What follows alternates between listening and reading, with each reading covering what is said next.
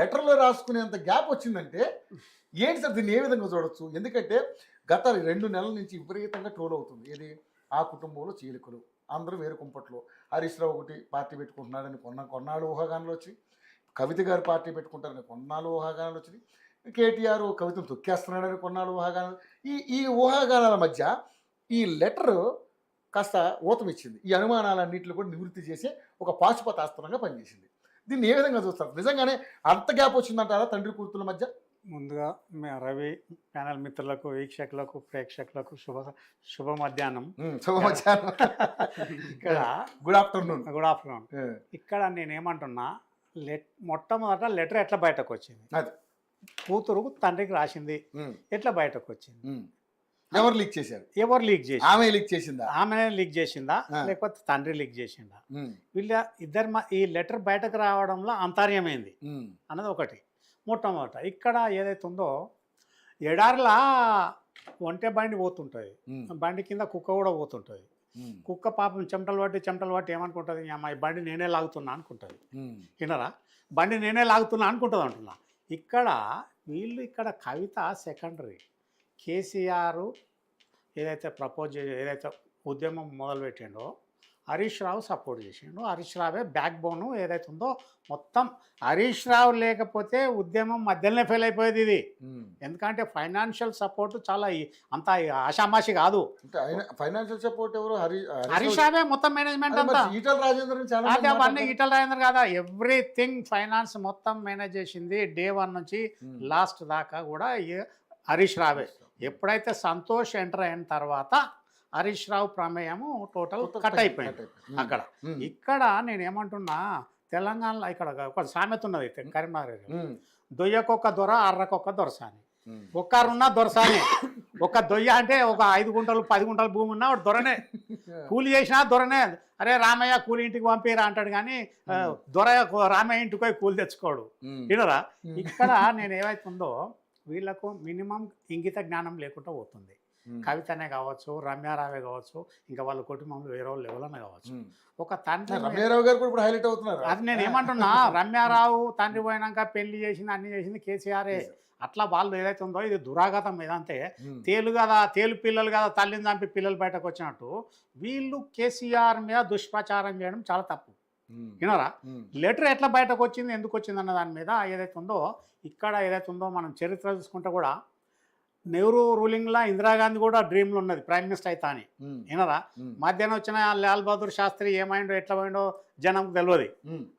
అయితే పాపం లాల్ బహదూర్ శాస్త్రి బలి అయిపోయిన తర్వాత ఇందిరాగాంధీ వచ్చింది. ఇందిరాగాంధీ కూడా అయిన తర్వాత సంజయ్ గాంధీ కూడా డ్రీమ్లో ఉన్నాడు, ప్రైమ్ మినిస్టర్ నేనే అవుతా అన్న ఉద్దేశంలో ప్లేన్ క్రాష్లో చచ్చిపోయాడు. ప్లేన్ క్రాష్లో చచ్చిపోతే ప్లేన్ ఫ్లేమ్స్లో తగులబడిపోవాలి, కానీ ప్లేన్లో క్రాష్లో అసలు ఫ్యూయలే లేదు. ఎందుకు? జనరల్గా ఫ్యూయల్ ఏందైతే ఫ్లైట్ టేకప్ కాదు కదా, అది అంతర్యమైందన్న దాన్ని ఆ రకంగా ఒక ఈ కుటుంబమే కాదు. తర్వాత రాజీవ్ గాంధీ, సోనియా గాంధీ కూడా పీఎం అవుతా అనుకున్నది. ఫారిన్ నేషన్లో అన్న ఎందుకు మధ్యాహ్నం దిగిపోతే పర్వత అనుకుని ఆమె కూడా డ్రాప్ అయ్యి మన్మోహన్ పెట్టింది. ఇక్కడ తర్వాత డిఎంకేలో కరుణానిధి కొట్టుకొని కన్నిమోజీ ఉండే కదా, పెద్ద భార్య కొడుకు, అదే కనిమోజీ ఉంటాడు. కనిమోజీ పెద్ద కొడుకు. వీళ్ళు స్టాలిన్, వీళ్ళు ఏదైతే ఉందో వీళ్ళు స్ట్రగుల్ ఫర్ ఎగ్జిస్టెన్స్. ఎవరు నేను ముందుకోవాలి, నేను ముందాలన్నది. సార్ ములాయం సింగ్ యాదవ్, లల్లు ప్రసాద్ యాదవ్, శిబు సోరెను. తర్వాత ఇక్కడ అన్నిటికంటే మంచిది ఏంటంటే మన బిజు పట్నాయక్ ఆయన కొడుకు నవీన్ పట్నాయక్ వచ్చారు, వాళ్ళు స్వచ్ఛందంగా చేశారు. ప్రకాష్ సింగ్ బాదల్ కొడుకు కూడా వచ్చిండు. ఇవాళ అకాలీదళ గంగల కలిసిందంటే ఇది ఏదైతే ఉందో ఈ కుటుంబ పార్టీల తర్వాత ఇది ఉంటుంది. ఇక్కడ ఎన్టీఆర్ దాంట్లో మట్టుకు ఎన్టీఆర్ కుటుంబంలో ఎవరికి పెద్దరికం ఇవ్వలే, కొడుకులను పైకి తెస్తా అనేది ఆయన డ్రీమ్లో పోలే. కొడుకులు కూడా ఎవరు పోలే. ఈవెన్ కూతురు కూడా పురంధరేశ్వరి కూడా ఆమె స్వతంగా వచ్చింది, ఆమె కాంగ్రెస్లో కూడా మినిస్టర్ చేసింది. ఈ రకంగా ఉన్నది. ఇక్కడ నేనేమంటున్నా, కవిత ఇవన్నీ సొంతంగా పోయి మాట్లాడాలి తండ్రితో. ఇవాళ బజార్కి ఇడిచి పార్టీని బట్టలు పరుగు పోయింది, వయసులో మానసిక క్షోభ కలుగుతుంది ఆయనకి. ఇటువంటి పనులు చేయడం ఎందుకు? నువ్వు ఎక్కడున్నావు, ఎక్కడికి వెళ్ళి వచ్చావు, నీ కెపాసిటీ ఏంది, నీకు అంత ఇదే అని కాదు కదా, నీకు ఏం తక్కువ ఉన్నది ఉన్న కాడికి అన్న ఏం నీ తక్కువ ఉంది ఆ, సార్ ఇంకా? అదే నీకు అన్న నీకంటే 20 లక్షల రూపాయలు వాచ్ మెయింటైన్ చేస్తుంది సార్. 25 లక్షలు వాచ్ ఆ, అవన్నీ పోనీ, అవన్నీ ఎన్నన్నీ ఉండని. అంటే ఆ రేంజ్ లో ఉన్నారు వాళ్ళు. నేను ఏమంటున్నా, ఇప్పుడు వీళ్ళు ఎట్లా అంటే సదీన రేవుల ఉమ్, ఆ నీటి వనరును దుర్గంధం చేసిపోయే టైప్ అన్నట్టు వీళ్ళు. ఉమ్, మళ్ళీ ఇంకోటి తినకుండా ఇంకోటి రాకుండా ఇక్కడ వీళ్ళు బీజేపీ బీఆర్ఎస్ ఒకటి ఆమె చేసిన ఆరోపణలు అన్నీ కూడా ఆమెను మొదలే పోనుంటివి, సభ కంటే ముందు ఒక రోజు ముందు పోయి తండ్రితో డిస్కస్ చేయనుంటివి, ఏమేమి చేయాలని ప్లాన్ ఆఫ్ యాక్షన్లో నువ్వు ఉన్నావా? లేదు కదా. ఉమ్, అప్పుడే చెప్పలేదు కదా. అది ఒకటి. ఆమె చేసిన దాంట్లో వాస్తవాలు అవాస్తవాలు అంటలేము ఇక్కడ. అవును. ఇవన్నీ ఏదైతుందో అక్కడ జరగక ముందే ఇవన్నీ ఆమె ముందు చూసుకోవాలి. ఉమ్, ఆల్ ఆఫ్ సడన్ ఇలా ఫ్లైట్లో దిగి రాలే కదా, ఇవన్నీ జరిగిన సమస్యలన్నీ మొదలే తేరుకోవాలి కదా. ఉమ్, అదే ఇక మీడియా సృష్టి అన్న దాని మీద మన మిత్రుడు అంటాడు, మీడియా సృష్టి అనేది కాదు. ఇలా ప్రపంచంలో మీడియాలో ఫ్రీడమ్ ఆఫ్ ప్రెస్లా మనం ఎక్కడున్నాం తెలుసా? ఉమ్, భారతదేశము ఉమ్, ఒక్క నిమిషం ఇప్పుడే చెప్తా ఏ స్థాయిలో ఉన్నాం మనం అంటే, ఫ్రీడమ్ ఆఫ్ ప్రెస్లా ఉమ్,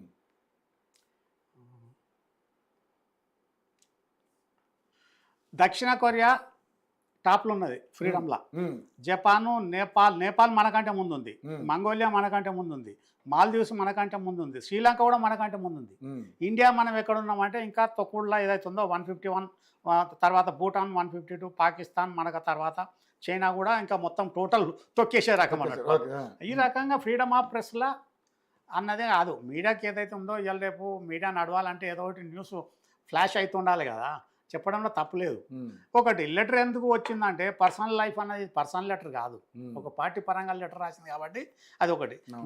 మిగతా వాళ్ళు ఎందుకంటే వీళ్ళు కుటుంబంలో కొట్టుకున్నా తిట్టుకున్నా ఏమో చెప్పులు తెగినా చుట్టరికం దిగదు అంటారు చూడరి. ఉమ్, ఉమ్, చెప్పులు తెగినా చుట్టరికం దిగదు.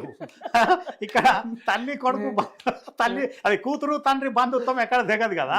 అందుకోసం ఈమెకు ఫ్రీడమ్ ఉన్నది, రాయవచ్చు. ఉమ్, కాకపోతే ఆమె రాసే ముందు 1-10 సార్లు ఆలోచించాలి. ఆమెకు నెత్తి మీద శని ఉన్నాడు, ఉమ్. ఎందుకంటే లిక్కర్ స్కామ్లో వచ్చింది.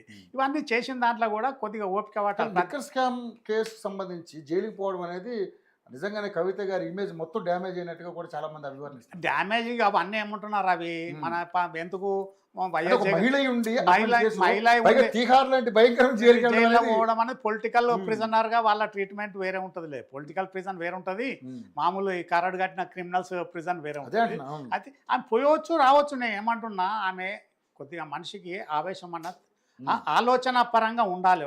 ఒక పార్టీకి ఉమ్, ఇప్పుడు కాంగ్రెస్ ఉన్నారు, కాంగ్రెస్లో ఏమాయామీలు ఉన్నారు, ఉమ్, ఏమాయామీలు ఉన్నా కూడా అందరూ ఉమ్, ఉద్దండులు ఉన్నా కూడా డ్యామేజ్ చేస్తామన్న పరిస్థితులు ఉండరు. కాకపోతే ఓపెన్గా మాట్లాడతారు, పోయి సెటిల్ చేసుకుంటారు. ఉమ్, ఇక పోతే వీళ్ళు మన కార్తీక్ అన్నట్టు ఉమ్, జీవన్ రెడ్డి, మన ఎవరు జగదీష్ రెడ్డి, వీళ్ళందరూ ఉన్నారు కదా. ఉమ్, అదే మన నిరంజన్ రెడ్డి, ప్రశాంత్ రెడ్డి, వీళ్ళు రాసిన తెల్లారి కేసీఆర్ నజర్లో అది రెడ్ లైట్ పడుతుంది వాళ్ళకు. ఉమ్, వాళ్ళు ఎందుకంటే వాళ్ళ రాజకీయ భవిష్యత్తు కోల్పోవద్దు కదా. ఉమ్, అందుకోసం వాళ్ళు ఏం చేస్తారంటే వాళ్ళది ఎందుకు నాయన ఉండని చెప్పేసి వాళ్ళు ఉంటారు.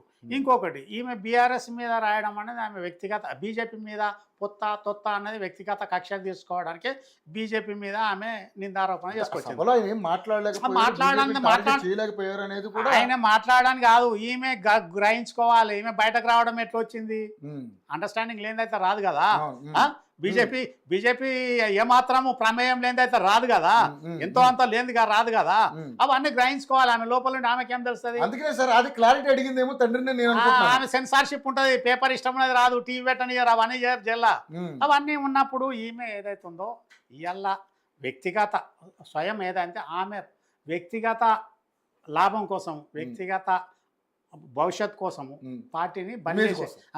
బలి చేయడానికి ప్రయత్నం చేసింది. ఇక్కడ ఏదైతుందో ఇవాళ ఆయన చేసి తప్పే. కేసీఆర్ ఏదైతుందో సభలో నువ్వు 2001 నుంచి కాదు, మళ్ళీ తొలి ఉద్యమం ఉన్న ఉద్యమకారుల ఫోటోలు లేవు, మళ్ళీ ఉద్యమంలో అసలు వాళ్ళు ఎవరిని కూడా గుర్తించకపోతే ఎవరిని లేకుండా పార్టీలో కీలకంగా ఉన్న నేతలతో కూడా మాట్లాడలేదు. నీకు ఆయన వచ్చేదాకా, ఆయన వచ్చే 52 నిమిషాలు మాట్లాడకంటే 2-3 గంటలు నీకు ఎవరెవరు ఏమున్నారని మాట్లాడవచ్చు కదా. వచ్చేలోకి వచ్చి తింటారు కదా, మీడియా కవరేజ్ చేస్తుంది కదా. వాళ్ళకి ఫ్రీడమ్ ఆఫ్ ప్రెస్ ఉందా? లేదు కదా. నేను రాజును, నా కొడుకు యువరాజు అన్న భావన తీసుకొచ్చిండు ఆయన. ఈమె రాసిన దాంట్లో తప్పులేదు, కాకపోతే ఎక్స్పోజర్ ఏదైతే ఉందో రాకూడదు.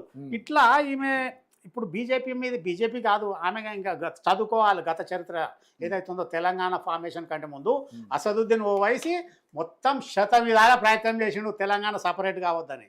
ఎందుకు తెలంగాణ సపరేట్ అయితే బీజేపీ మళ్ళా భవిష్యత్తులో వస్తుంది అని వాడు మైండ్ లో పెట్టి మొట్టమొదటి సక్త్ కిలాబ్ ఉన్నాడు బీఆర్ఎస్ కు టిఆర్ఎస్ కు సక్త్ కిలాబు తెలంగాణ ఇవ్వద్దు అన్నాడు. అటువంటి వాడు వచ్చి మళ్ళా అటువంటి వాడు వచ్చి మళ్ళా అలాయి బలాయి కలుపుకొని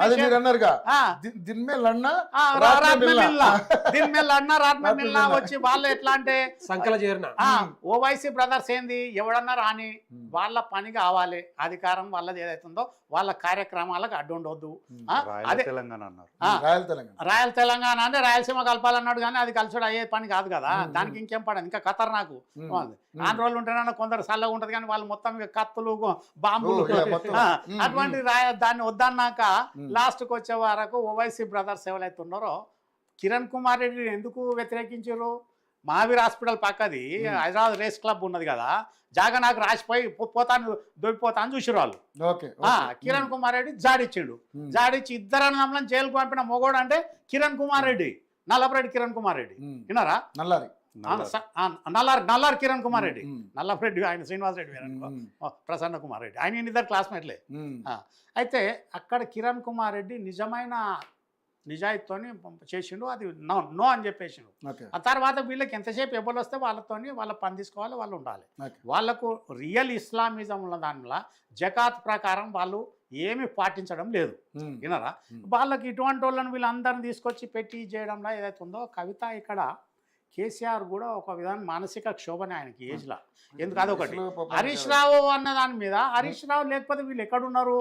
సపోర్టింగ్ ఫామ్ అయ్యి పార్టీ పెట్టిన నుంచి సంతోష్ ఇది 2014 దాకా బింతోష్ అంత పక్కకే మొత్తం ఫైనాన్షియల్ అడ్మినిస్ట్రేషన్ మేనేజ్మెంటు డబ్బులు సమకూర్చడం ఆర్గనైజేషను అన్నీ కూడా హరీషే, A to Z హరీషే మొత్తం.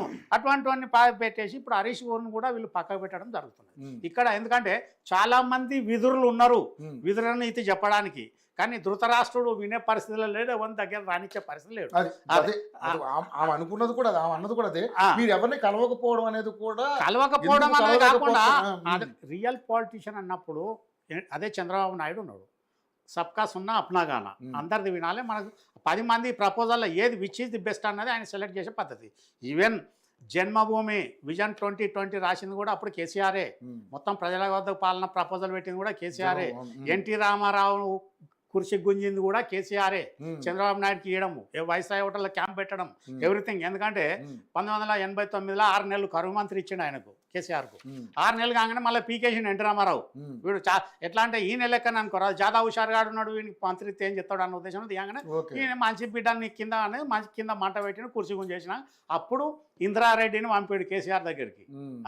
అప్పుడు ఏం రమ్మను నేను మంత్రి ఇస్తా అంటే, ఒకసారి వచ్చినాం మళ్ళీ పోతే వాడు మనల్ని జాబు కొడతారా బాయ్ వద్దని చెప్పేసి ఉన్నాడు.